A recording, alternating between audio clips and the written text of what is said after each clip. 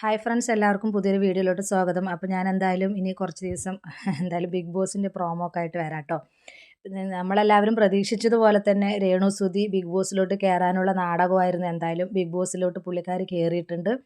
എല്ലാവരും ചോദിച്ചപ്പോഴും ബിഗ് ബോസിൽ എന്നെ വിളിക്കണ്ടേ, ഞാൻ കയറിയിട്ടില്ല, വിളിച്ചാലല്ലേ പോകാൻ പറ്റുള്ളൂ എന്നുള്ള രീതിയിലൊക്കെയാണ് പുള്ളിക്കാരി സംസാരിച്ചിട്ടുണ്ടായിരുന്നത്. പക്ഷേ ഇന്നലത്തെ ഇതിൽ പുള്ളിക്കാരി കയറിയിട്ടുണ്ട്.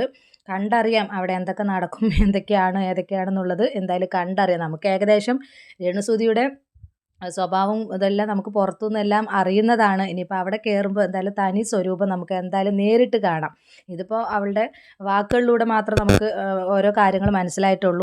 രേണുസുതിയുടെ PR വർക്ക് ഇപ്പം തന്നെ തുടങ്ങിയിട്ടുണ്ട്. അവളെ സപ്പോർട്ട് ചെയ്ത് ഒരുപാട് ഫേസ്ബുക്കിലൊക്കെ കമൻസൊക്കെ കണ്ടു. എന്തായാലും രേണുസുതി തന്നെ കപ്പടിക്കും. രേണുസുതിയല്ല, രേണുസുതി എന്ന് പറഞ്ഞു പോവാണ്. രേഷ്മ തങ്കച്ചൻ തന്നെ കപ്പടിക്കുന്നുള്ള രീതിയിലൊക്കെ ഭയങ്കര കമൻസും കാര്യങ്ങളൊക്കെ ഫേസ്ബുക്കിൽ കണ്ടിട്ടുണ്ടായിരുന്നു. എന്തായാലും നമുക്ക് പുള്ളിക്കാരി എവിടം വരെ പോകുന്നുള്ളത് നമുക്ക് എന്തായാലും കണ്ടറിയാം. ഇനി എന്തായാലും പുതിയ പുതിയ അപ്ഡേഷനുമായിട്ട് ഞാൻ വരുന്നതായിരിക്കും. അപ്പോൾ ഇത്രയുള്ള ടോപ്പിക് പുതിയൊരു ടോപ്പിക്കുമായി നമുക്ക് വീണ്ടും കാണാം.